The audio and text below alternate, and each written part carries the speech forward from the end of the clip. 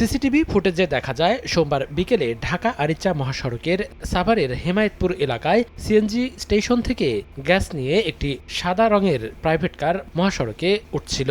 এ সময় রাজশাহী থেকে ছেড়ে আসা ঢাকাগামী একটি বাস প্রাইভেট কারটিকে ধাক্কা দেয়। এতে ঘটনাস্থলে প্রাইভেট কারের এক যাত্রী মারা যান। আহত 4 জনকে উদ্ধার করে হাসপাতালে নেয়ার পথে আরও 2 জন নিহত হন।